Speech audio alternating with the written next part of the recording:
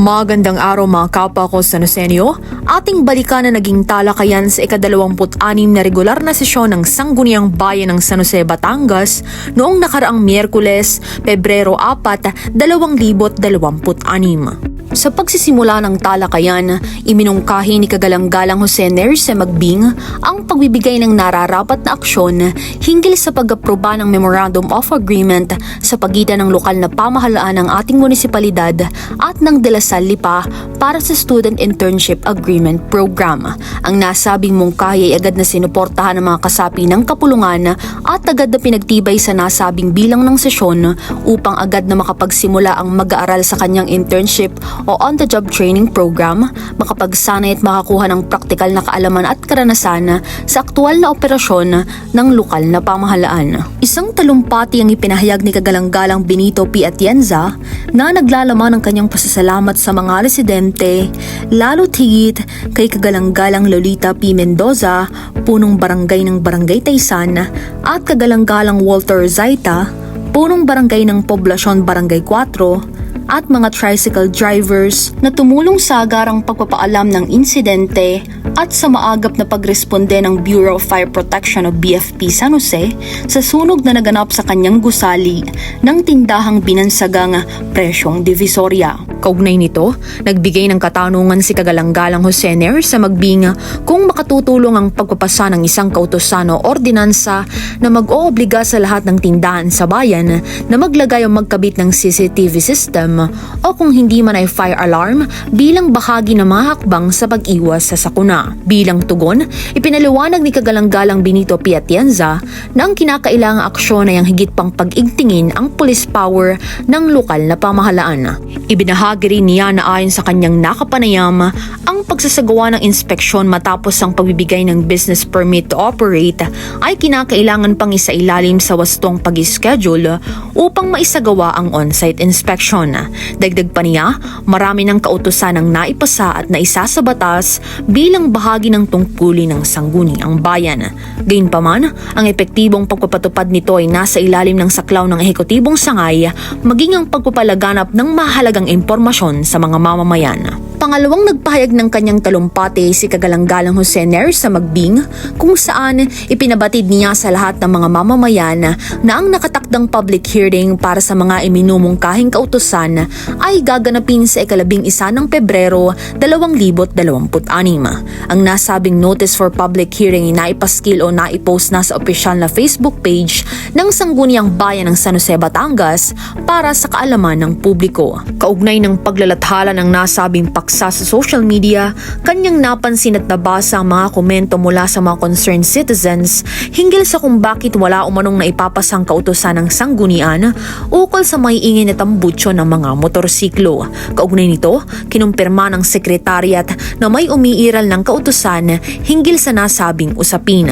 Gayunpaman, napagkasunduan ng sanggunian na may ilang probisyon sa naturang kautusan na kinakailangang amyendahan, kabilang ang pagtatakdan ang pinahihintulutang antas ng ingay ay hanggang 99 decibels lamang. Dahil dito, iminungkahi ni Kagalang-galang Jose Nerce Magbing ang paglalaan ng pondo para sa pagbili ng decibel meter hindi lamang para sa bayan kundi pati na rin sa bawat barangay nito bilang bahagi ng mas epektibong pagpapatupad ng nasabing kautusan. Dalawang katanungan naman ang ipinahayag ni Kagalang-galang Jose Nerce Magbing.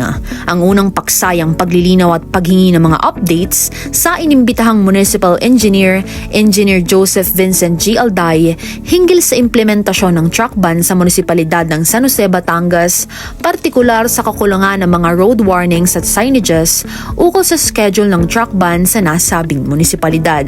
Dahil sa hindi nakadalawang municipal engineer, bunsod ng hindi inaasahang pangyayari, binigyang kasagutan ng katanungang ito ni Ginoong Cesar P. Rosales, Municipal Administrator. Ayon sa kanya, nakapagbigay na ng mga kaukulang tagubilin sa Engineering Office kaugnay ng paglalagay ng mga paabiso at signages ukol sa truck ban schedule ng munisipalidad, partikular sa mga lugar ng Star Tollway at Itlog. Binigyang diin ni Kagalang-galang Jose Nerce Magbing ang kakulangan ng sapat na mga paabiso upang maipaalam ng maayos sa publiko ang ipinatutupad na track ban schedule at ipinaliwanag na maaaring maging teknikal ang pananagutan ng lokal na pamahalaan kung hindi ito malinaw na may pararating sapagkat mawawala ng sapat na basehan ang pagpapatupad nito. Gayunpaman, ipinarating ni Ginoong Cesar P. Rosales na gagawa ng kaukulang abiso at mga kinakailangang hakbang na sabing usapin upang mas mapabuti ang implementasyon ng track ban sa munisipalidad.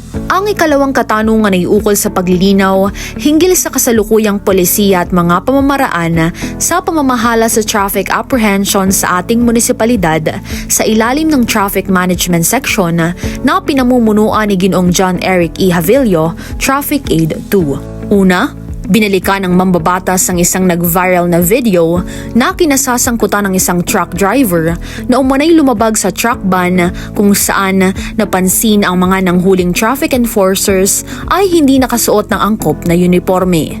Bilang tugon, ipinaliwanag ni Ginoong John Eric E. Javillo na kasalukuyan pang ipinagagawa ang mga opisyal na uniforme ng mga traffic enforcers dahil dito pansamantalang pinahihintulutan ang pagsusuot ng anumang maayos at disenteng kasuotan basta't may suot na opisyal na identification card o ID.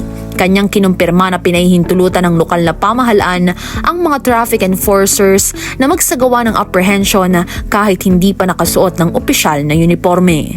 Kaugnay nito, ipinaliwanag ni Kagalang-galang Jose Neris Magbing na kung ito ay pinahihintulutan, nararapat na may parating sa tanggapan ng punong bayan sa pamamagitan ni Municipal Administrator ang pangangailangang mabigyan ng maayos na kaayusan at kaanyuan ang mga nasabing personnel upang magkaroon sila ng profesional na personalidad at magmukhang kagalang-galang sa paningin ng publiko. Samantalang, nagbigay mensahe naman ang ating pangalawang punong bayan, Kagalang-galang Valentino R. Patron, na ang paggalang ay kinikilala sa kasuotan upang maiwasan ang hindi magandang pangyayari kaya't nararapat lamang na mabigyan ng uniforme ang mga kawani. Ang ikalawang katanungan ay hinggil sa kung may umiiral bang batas na nagbabawal sa pagkuha ng video.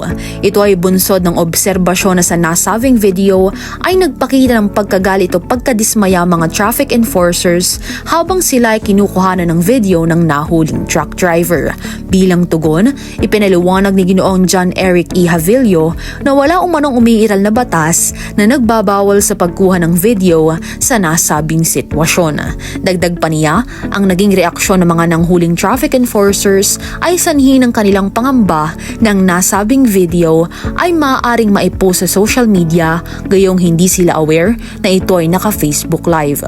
Nagbigay muli ng mensahe ang ating pangalawang punong bayan Kagalang-galang Valentino R. Patron kaugnay ng nasabing usapin kung saan kanyang binigyang diin na ang pagkuha ng video ay karapatan ng parehong panig. Ito ay may hahalin tulad sa paggamit ng body camera ng mga kapulisan na nagsisilbing paraan upang matiyak ang transparency, pananagutan, at patas na pagpapatupad ng batas, gayon din bilang proteksyon sa parehong mga nagpapatupad ng batas at sa mga mamamayan. Ang panghuling katanungan ay kung may sapat na kaalaman ng mga traffic enforcers na ipinagbabawal ang pagkuha ng lisensya ng isang driver batay sa nasabing video. Bilang tugon, ipinaliwanag ni Ginoong John Eric E. Javillo na batid ng mga traffic enforcers ang nasabing patakaran. Gayunpaman, ipinaliwanag ng mga sangkot na traffic enforcers na pansamantala nilang kinuha ang lisensya upang matiyak ang pagkakakilanlan ng driver at maisulat ang mga kinakailangang detalye sa traffic citation ticket. Dagdag na katanungan ng mambabatas kung bakit inilayo ng mga traffic enforcers ang lisensya gayong may umiiral na Standard Operating Procedure o SOP na nagsasaad na kapag nahuli ang isang driver ay hindi na ito dapat bumaba sa kanyang sasakyan. Kaugnay nito, ipinaliwanag ni Ginoong John Eric E. Javillo nang nasabing aksyon ay pagkakamali ng dalawang traffic enforcers na sangkot sa insidente sapagkat ayon sa kanilang paliwanag ay lumayo sila upang bumalik sa base at tumawag ng pulis. Bago dumako ang kapulungan sa pag-uulat ng mga paksang kabilang sa committee reports, iminungkahi ng ating pangalawang punong bayan, Kagalang-galang Valentino R. Patron, ang pagrelengke sa kanyang tungkulin bilang presiding officer at humiling na magtalaga ang kapulungan ng isang mambabatas na gaganap bilang temporary presiding officer. Bilang naging pasya ng naturang kapulungan, naitalaga si board member Kagalang-galang Kathleen C. Briones Kekep upang gampanan ang sabing tungkulin na siyang pinagtibay naman ng nagsisilbing ama ng kapulungan. Sa pagpapatuloy ng ika-26 na bilang ng sesyon ng sanggunian, una, 2 paksa ang iniulat ng Committee on Finance, Budget and Appropriations, katuwang Committee on Barangay Affairs. Unang paksa ay hinggil sa Barangay Supplemental Budget for fiscal year 2025 ng barangays Aguila, Anus at Bigain First. Ang nasabing pagtalakay ay naglalayong matiyak ang paglalaan ng kaukulang pondo para sa maayos na pagpapatupad ng mga programa at proyekto at pagtugon sa mga pangangailangan ng mga mamamayan sa mga nabanggit na barangay. Matapos ang masusing pagsusuri, ito ay nagkaroon ng paborableng pasya at opisyal na pinagtibay ng kapulungan sa itinakdang araw ng sesyon. Pangalawa ay hinggil sa annual budget for fiscal year 2026 ng Barangay Galamay Amo. Ang paksang ito ay nagkaroon ng paborableng desisyon mula sa nag-ulat na komite sa layuning matiyak ang maayos at napapanahong alokasyon ng pondo ng barangay na magsisilbing gabay sa epektibong pagpapatupad ng mga programa at proyekto sa buong kasalukuyang taon. Isang paksang iniulat ng Committee on Health, Sanitation, Social Welfare and Community Development hinggil sa proposed non-disclosure and confidentiality agreement in compliance to RA 10173 or Data Privacy Act of 2012 and in relation to the implementation of ECCD program, kung saan minabuti ng naatasang komite na magbigay ng paborableng desisyon hinggil sa nasabing paksa at inirekomenda na bigyan ng pahintulot o autorisasyon ng punong ehekutibo na lumagda at pumasok sa isang non-disclosure and confidentiality agreement sa ngalan ng lokal na pamahalaan ng San Jose, Batangas, gayon din si Ms. Tricia Camille L. Batronella, Job Order Personnel ng Office of the Municipal Social Welfare and Development Officer, kaugnay ng implementasyon ng ECCD program. Saklaw nitong koleksyon, encoding at pagproseso ng personal na data at impormasyon alinsunod sa mga nakasaad na tuntunin at kondisyon sa nasabing kasunduan at naaayon sa umiiral na mga batas, patakaran at regulasyon. Pang-apat na paksang iniulat ay ang request for the temporary suspension of the payment of the 12 monthly installments of the 50% of stall privilege fees for this year and instead commence such payment from January 5, 2027 due to economic losses suffered by concerned stall owners caused by suspended operation during calamities last year and by the increased competition that emerged in nearby areas na iniulat naman ng Committee on Market and Slaughterhouse. Ang San Jose Public Market Vendors Association Incorporated ay nagsumite sa Sangguniang Bayan ng Resolution No. 001 Series of 2025 na may pamagat na a resolution urging the immediate review, suspension, and rationalization of goodwill fees and stall fees in the San Jose Public Market and directing strict enforcement of public order and safety regulations therein.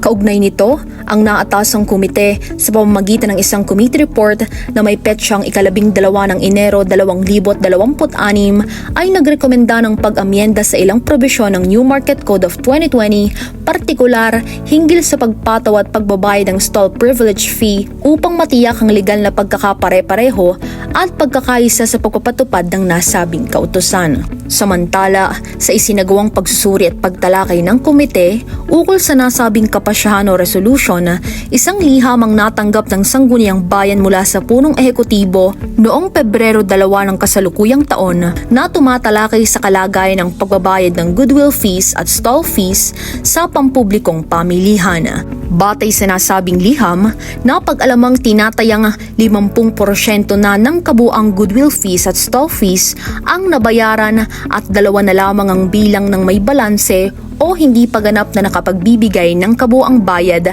para sa nasabing obligasyon.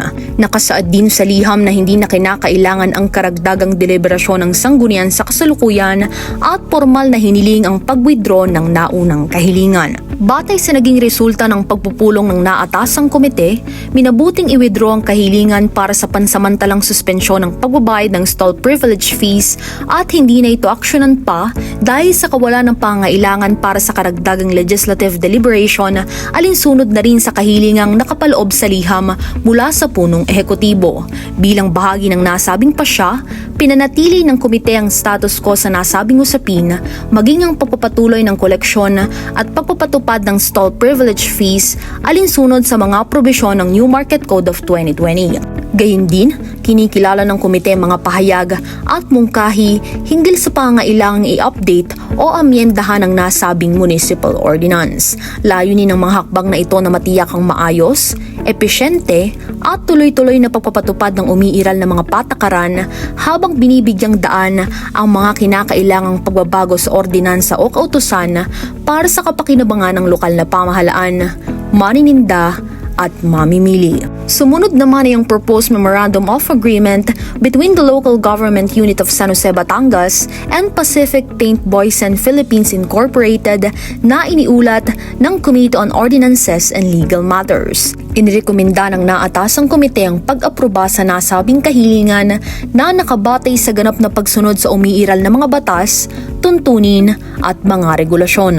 Ang naturang rekomendasyon ay alinsunod sa DILG Memorandum Circular Number 2026-006 na nagsasaad ng paglalagay o pag-install ng anumang logo, marka o karatula ay mahigpit na napapailalim sa pagsunod sa nasabing Memorandum Circular, partikular sa pagbabawal sa pagpapakita o paglalagay ng pangalan, larawan o anumang pagkakahawig ng mga halal o itinalagang opisyal ng pamahalaan sa mga proyektong pampamahalaan. Layunin ng iminungkahing kasunduan ang mahigpit na pagsunod sa lahat ng umiiral na batas at patakaran para sa kapakinabangan ng mamamayan at ng pamahalaang lokal. Panghuling nag-ulat naman ay ang Committee on Games and Amusement hinggil sa legal explanation or written explanation with request for the conduct of special cockfighting activities from Monday to Sunday of every week for the period covering January to December 2026 from Attorney Bernhard Ryan M. Muro,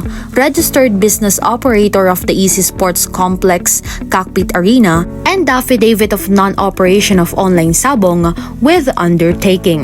Ayon sa masusing pagsusuri at pag-aaral ng naatasang komite, inirekomenda nila ang pag-adopt ng iniulat na committee report na nagbibigay pahintulot sa operator ng Easy Sports Complex, Cockpit Arena na magsagawa ng mga espesyal na cockfighting activities tuwing Biyernes at Sabado lamang para sa mga buwan ng Pebrero at Marso taong kasalukuyan. Ang rekomendasyong ito ay sinuportahan ng nasabing kapulungan at agad na pinagtibay sa nasabing bilang ng sesyon. Dalawang paksa naman ang napabilang sa urgent matters na nakapaloob sa ilalim ng Order and Calendar of Business ng nasabing bilang ng sesyon. Una, ang Municipal Tricycle Franchising Board Resolution Number 002-2026 entitled A Resolution Canceling Tricycle Franchise Number 576 due to physical inability of registered operator. Pangalawa, Municipal Tricycle Franchising Board Resolution Number 003-2026 entitled A Resolution Canceling Tricycle Franchise Number 490 due to the registered operator's inability to continue tricycle operations. Ang parehong kapasyahan ay minabuting bigyan ng agarang nararapat na aksyon na may layuning mapanatili ang kaayusan sa pampublikong transportasyon, matiyak ang wastong pagpapatupad ng mga patakaran ng Municipal Tricycle Franchising Board at protektahan ang interes ng publiko at ng mga apektadong operator. Pagkakaisa at sama-samang paglilingkod ang taglay at nananaig sa bawat miyembro ng Sangguniang Bayan ng San Jose, Batangas sa hindi matatawaran at makakailang husay at galing sa pamumuno na nagsisilbing ama ng samahan ang ating pangalawang punong bayan, Kagalang-galang Valentino R. Patron, na titiyak na mahatid ang serbisyong angkop, nararapat at kapaki-pakinabang para sa bayan at mamamayang Sanosenyo. Mabuhay ang San Jose! Mabuhay ang bawat San Joseño!